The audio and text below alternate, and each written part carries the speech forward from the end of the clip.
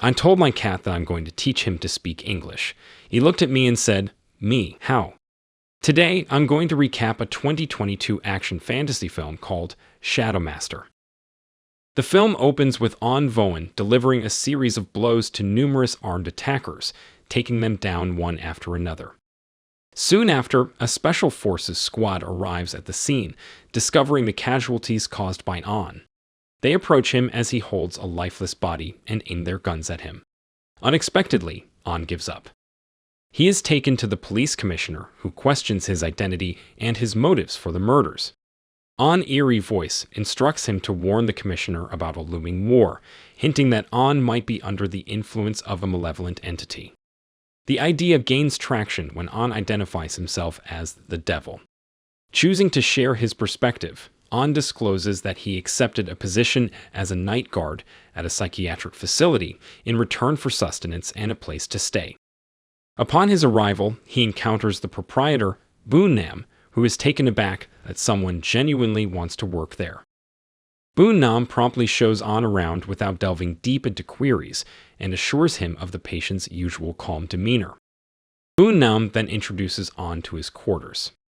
On meets Dewitt, a resident who looks after his mentally ill mother. Doubting On's combat skills, Dewitt is convinced otherwise by memories of On overpowering a group of foes. On concedes to his past battles, but clarifies that he stopped after losing restraint. He vows to engage only when absolutely necessary. Later, On encounters a mysterious lady named Janett in the corridor. She warns him of the perilous time of the month when restless spirits emerge and terrorize all. Janett anticipates On's potential assistance against them. At dinner, On joins Boon-Nam, who downplays the Institute's challenges due to its isolation, but hints at missing children. Boon-Nam speculates about ghostly abduction since the kids vanish mysteriously. He further suggests the possible vile purposes behind the disappearances. Janett then enters with her child, one of the remaining kids. Boon-Nam mentions her perpetual vigilance, fearing her son's potential abduction. Boon-Nam gives On a Hanuman pendant, believed to shield wearers from ghosts, devils, and malevolent spirits. Oddly, the institution's residents seem tight-lipped about the ghosts and vanishing children, suggesting a long-standing issue and perhaps a concealed dark truth from On. That night, as On roams the corridor, a statue converses with him, prophesying On imminent climax. On's history then unravels. He was entrenched in an underworld mob specializing in extortion. His elimination was ordered by the gang chief, but he overpowered his attackers. However, On is jolted awake from this haunting, recurring dream.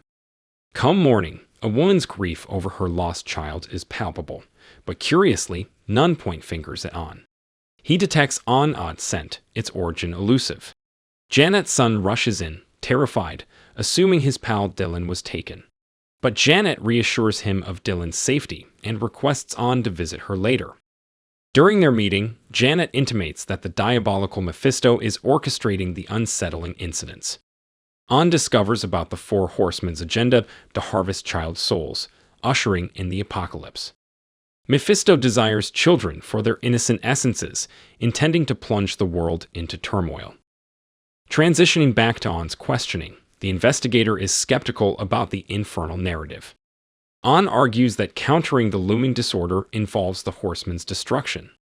Their immersion in the human realm necessitated On's assault on the special forces. Disbelieving, the detective implicates On in the peculiar child abductions. As On conducts his rounds within the facility, On's eerie feminine voice consistently alludes to subterranean malevolence. Descending to the cellar, he confronts two peculiar entities who abduct another child. A fierce confrontation unfolds, culminating in On being critically injured, a blade lodged in his abdomen. Subsequently, the four knights set in motion a ritual for the earlier seized boy's spirit, revealing the need for two more children for their mission's culmination. Upon awakening, gravely hurt, Boon-Nam and Janett tend to him. The injury's severity suggests On's impending death. Yet, after enduring excruciating agony, he is miraculously healed by the deity Hanuman. In exchange, Hanuman commissions On as his terrestrial emissary. Thus, On is reborn, now possessing immense power, granting him the capability to vanquish the horsemen and prevent the apocalypse. Boon-Nam escorts On to his chamber, showcasing his ritualistic instruments. On is suddenly engulfed in a memory of confronting his gang, declaring his desire to sever ties.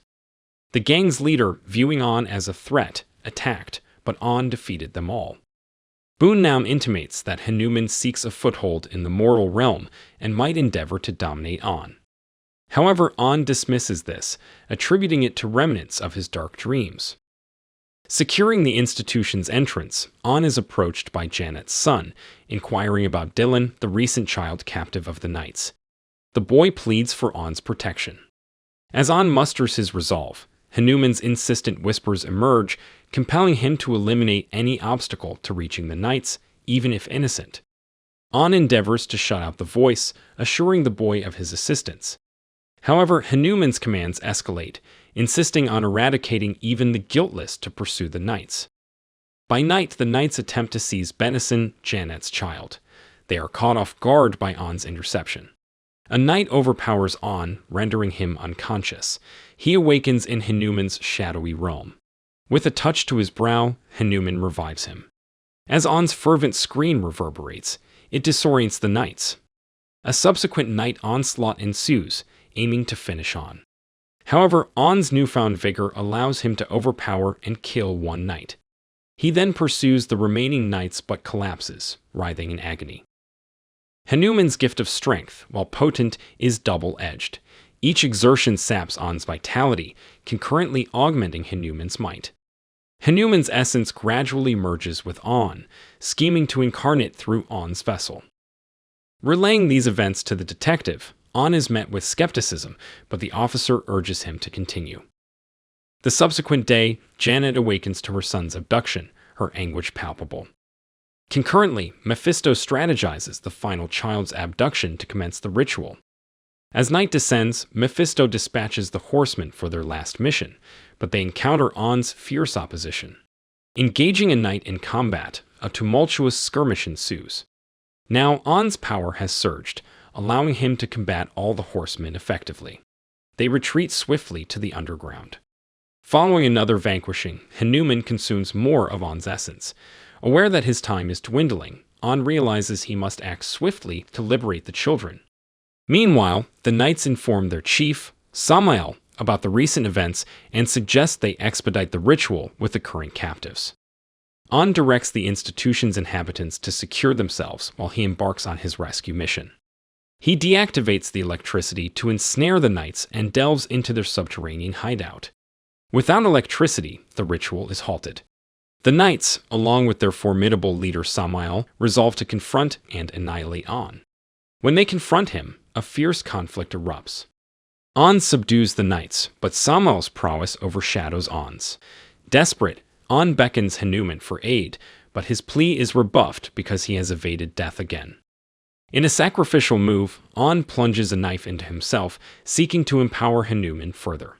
While On never consented to a soul exchange, this was Boon-Nam's design, a strategy to both save and curse On, compelling him to safeguard the institution and children. Yet now, On willingly offers his eternal soul to Hanuman. In exchange, Hanuman equips him with a divine staff and allows him another return, cautioning that upon completing his mission, his soul and consciousness would be subsumed. Simultaneously, the institution's residents arm themselves to aid On. They confront Samael, who retreats to the underground. The Knights, plotting to sever On's divine link, turn to dark sorcery. They macabrely extract the chin from a deceased pregnant woman, converting it to a potent oil as a weapon against On. Reuniting with Janett, she informs him of the spirit of Santa Maria, a guardian in these tumultuous times. Suddenly guided by this spirit, On is led to the ritual location. Venturing through the opened basement door and navigating a passage, he confronts the Knights escorting the children. Samael obstructs him, instigating another clash. Wielding his staff, On lands a blow on a knight. Samael retaliates by hurling the dark oil at On, severely weakening his divine gifts. After an intense struggle, On slits Samael's throat, ending his reign of terror. Exhausted, On collapses, but Janett and the others intervene in time to rescue him. In the current moment, the detective commends On for sharing such a heart-wrenching tale, seemingly holding him accountable for Mephisto's getaway in a tongue-in-cheek manner. However, the most shocking revelation is that Mephisto had been masquerading as the detective the entire time. But On, now entirely dominated by Hanuman's influence, dispatches Mephisto, identifying him by his unique aroma, thus fulfilling his pact with the divine entity. Subsequently, On departs from the Institute.